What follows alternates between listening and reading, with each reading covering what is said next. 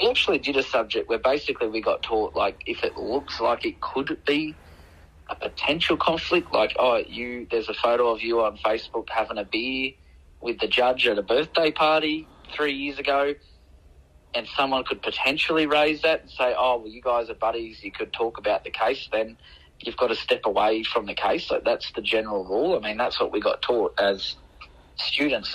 And here's another thing. This is another reason I think, why I'm under investigation is I'm a member of all the law associations, right?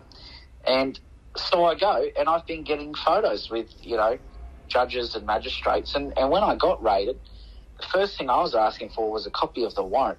Now, they refused to give it to me because they said, well, you're not the owner of the premises. So they just refused to give me anything. And then I was saying, who's the magistrate? Who's on the warrant? I'll give him a call. Who is it? And then while they were standing there, I called one of my friends that works in Department of Premier and Cabinet, and I had him on loudspeaker. So, look, I just got liquor and gaming and about 8 police officers here at the moment. I'm getting raided. It's all bullshit. But, do you still know someone that works at the office of the Commissioner? Then, because they took my laptop, I was onto the Commissioner, the Attorney General. So they had, these investigators then would have had people much higher up than them asking, what the fuck's going on? Who's this Shane Cuthbert guy? Why have you taken his laptop? And then I sued them in the Supreme Court of Queensland, and they settled outside of court and gave me my laptop back straight away. So little things like that, just, it pisses them off, but then makes them think, like, what the fuck's going on? Right. What the fuck's going on here? Who is this Shane Cuthbert guy? Right. But yeah, I am strategically getting photos with all the magistrates and judges, so I know that down the track, if I get something that isn't really going my way or it doesn't look like it's favourable, let's say I get arrested for something again. Yeah. And I'm just looking like, Mr. Cuthbert, you've been a bad boy. I can whip out, Your Honour, that's actually brings me to my next point. This is us having a couple beers and, whether or not we talked about the case, it looks like a conflict, could be a conflict. You might have to stand down. So I am trying to get as much dirt on everybody and infiltrate every aspect of society to just use it to my advantage one day. Right. They're not entirely wrong. Like, even just the fact, I've been talking to major organised crime, I'd use that to my advantage because I went to see the major organised crime here locally who knew nothing about me.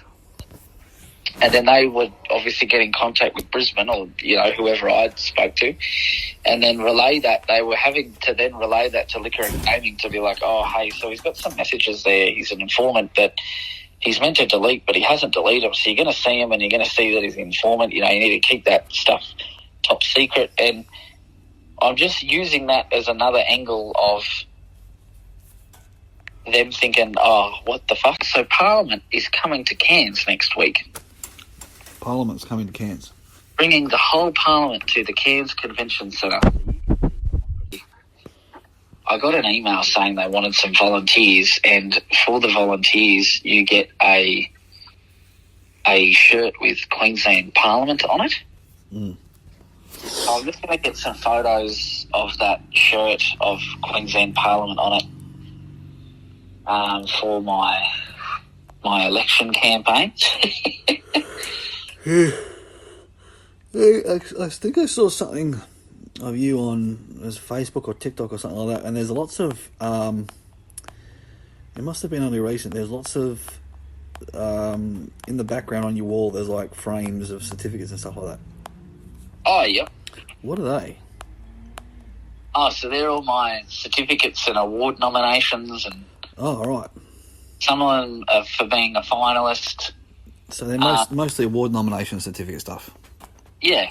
And these are nominations for awards that you nominated yourself for using my name and Rob Pines.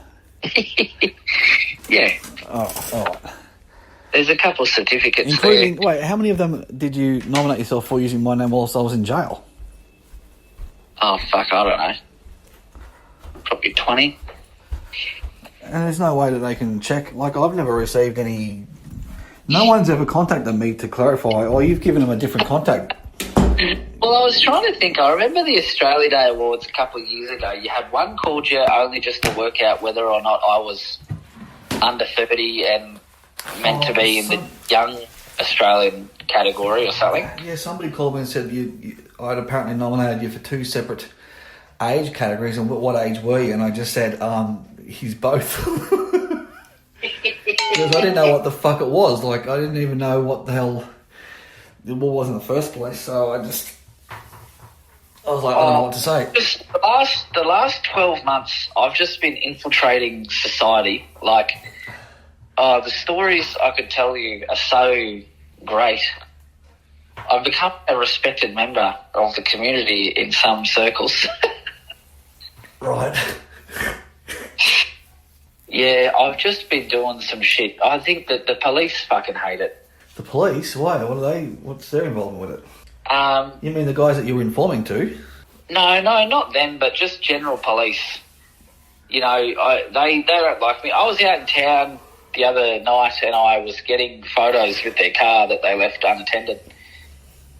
And they come back and one of these cops was trying to be smart to me or something, and I was like, oh, actually, I know how to do your job better than you do, and this is what you do. And he was like, oh, no, mate, I'm a police officer, you don't know anything. And then the senior cop comes over and he's like, oh, look, it's Shane Cuthbert.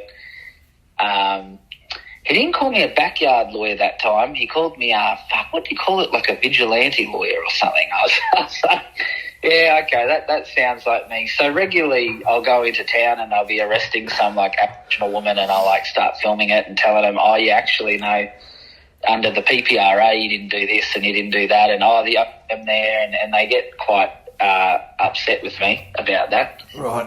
But have they ever arrested you or have a go at you or threatened you or anything? No, the last time I got arrested was that time last year, remember I got found guilty of that, of the... No? Yeah, remember there was the Abros out in the streets? Yeah, I remember that, but I didn't know you got found guilty. Wait, what did you get charged with? They dropped there was a public nuisance and then a resist police? No, get in there, obstruct police. Yeah. Have you got found guilty of both? No. They dropped the public nuisance, and then they found me guilty of the obstruct police. Okay.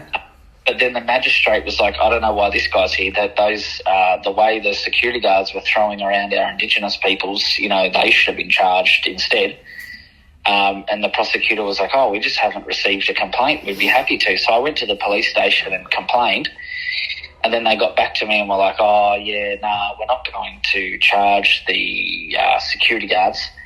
So now I'm going to probably sue them at some point as well. But I had all these lawsuits on the go, like getting ready to go on my laptop. And then they took it. And when I got it back, all this stuff was deleted.